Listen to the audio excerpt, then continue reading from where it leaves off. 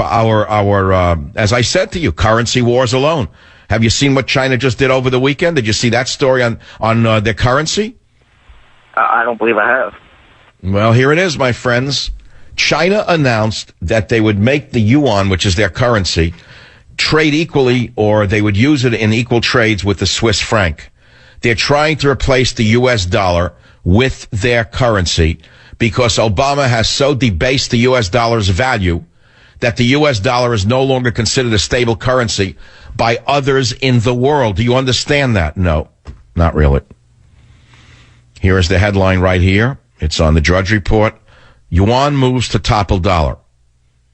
Yuan moves to topple dollar. Now, to the average person, no one knows what that means. But if you read the business report, it says China to allow direct conversion between their currency, the yuan, and the Swiss franc. What does that actually mean? It means that China took another step to boost the global usage of their paper currency, saying it will start direct trading with the Swiss franc as China pushes its case for reserve currency status at the International Monetary Fund. This is a major story. This is an important step against the United States of America. This shows us how Obama has juggled the books. You know, I don't know how many different ways to say it, but the debt is unsupportable in this country. And everyone in the world knows that the dollar is a bad bet. Yeah, we all love the dollar. You could still buy stuff with it. But this guy has so raised the debt that he's debased the value of the dollar, and there's no better way to show it than the value of real estate in high-end markets such as Los Angeles, New York, Miami, or other areas where people really want to live. That is probably a closer reflection of the actual value of the dollar than is the official valuation of the dollar. So when you see an apartment or a house in San Francisco or New York or Los Angeles raging out of control, you say, what are they, crazy? Who can afford this? Well, there's a lot of foreign buyers who can afford it. And that's because their currency is not pegged to a devalued United States currency. I'll be right back.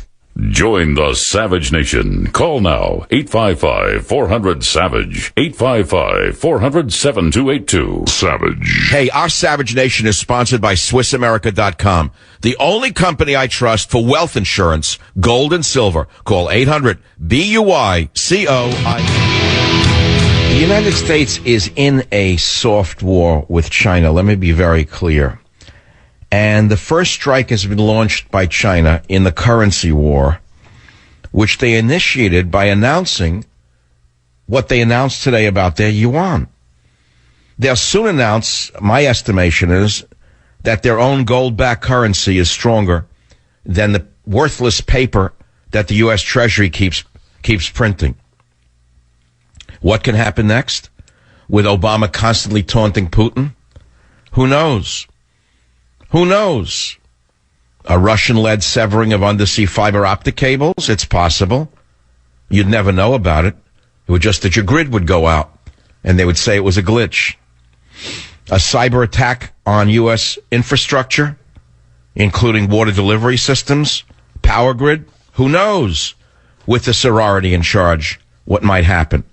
The government lies to you about everything. Let me give you a simple, down-to-earth example. Last week, a Muslim student at UC Merced stabbed 5 people. Cops killed this piece of garbage. Do you know that he was on a terror watch list? Do you know that that college was warned? And do you know that the police chief said that it was not terror-related? He was upset because of an exam. Do you realize that you're living in an age of total and absolute lies coming from every level of government, whether it be local, state, or federal? Do you understand any of that? Government zero. There's a meaning to the title. Savage Nation. Join the Savage Nation. Call now, 855-400-SAVAGE, 855-400-7282. Savage.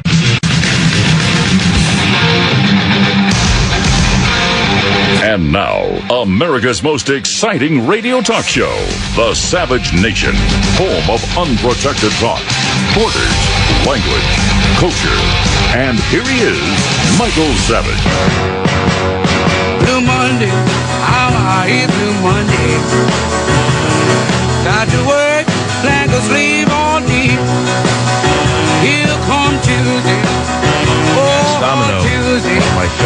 on the Savage Nation on another Blue Monday. I can't say it's particularly Blue Monday. I mean, the last I was on the air was last Wednesday, and many of you only get the show for 2 hours. I wouldn't say many, only a few stations take it for only 2. And I had some good news in the third hour, actually, that some of you heard about, which is that Government Zero was number 3 on the New York Times bestseller list for last week, which is a very big deal to me, and I want to thank you for patronizing the show and that book in particular. The message is what's important, really important. It's a walking billboard. The book is a walking billboard, and it has 40 actions to save America. In the last hour on this show, I jokingly said, I would like you to call and tell me what sentence or whatever from the book you'd like to challenge a liberal relative with. A quote, let's say, over Thanksgiving.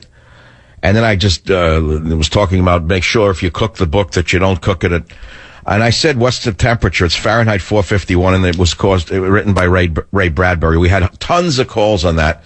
So please don't call again saying Fahrenheit 451, Ray Bradbury, because I just did it.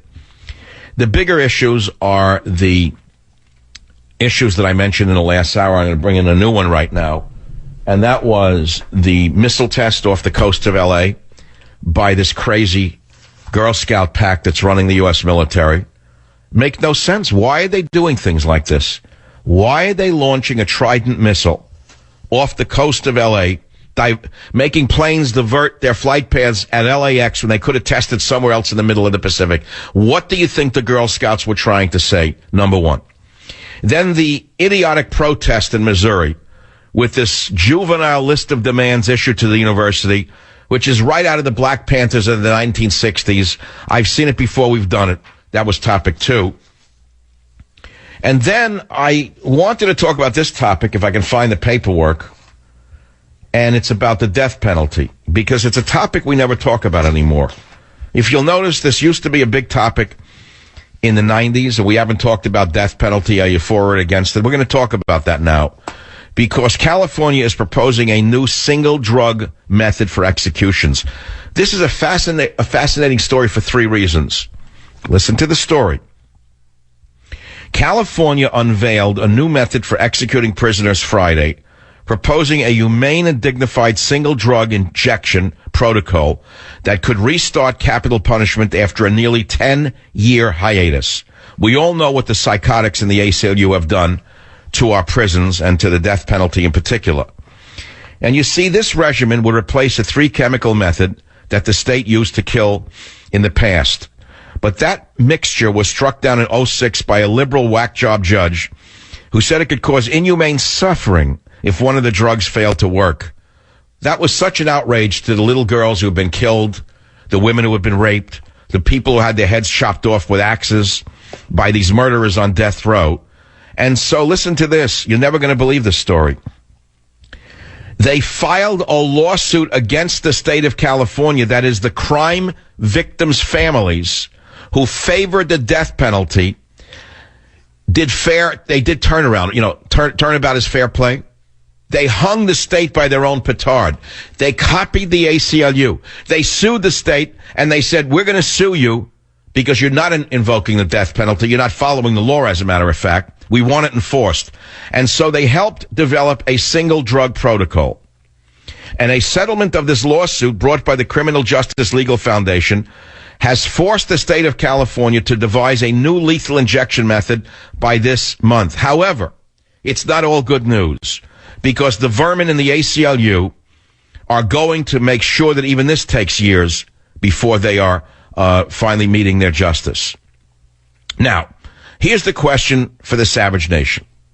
And it's a simple question, but it's one that's worth talking about in our nation today. And that is, are you for or against the death penalty, and why? Now, I've heard the liberal argument, the type that Bernie Sanders style type of personality would have given, which is, it's better that 99 guilty men go free than one innocent man be punished. I've heard that since I was a child from the communists in the Bronx and Brooklyn and Queens. It's better that 99 guilty people go free than one innocent. You've heard the story. Yeah, well, That insanity has led to this rampant insanity of ISIS, for example. Would you rather have 99 of them go free than one of the innocent ISIS members be executed? No, of course not. So what are the arguments for the death penalty that I have? Well, they're very simple. It's a great deterrent.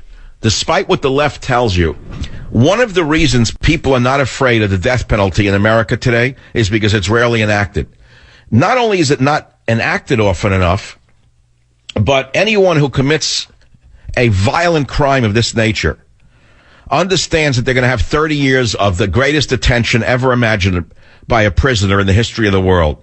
30 years of lawyers coming and kissing their rings and asking them how they feel and asking them how they're treated, and legal briefs and visits to attorneys.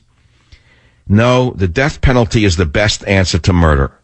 You see, murder is the willful deprivation of a victim's right to life. And the justice system's deprivation of the criminal's right to the same is a punishment which fits the most severe crime that can be committed. And I would argue that without capital punishment, there would be no response that is equal to the crimes of murder, and there would be no justice for the victims. Secondly, it's the only thing that criminals fear. If you study criminal minds, you'll find that they don't really fear prison, because they're treated very, very well in prison, by the way, especially those on death row. As I said to you, they're given extra privileges. They have lawyers coming in and out.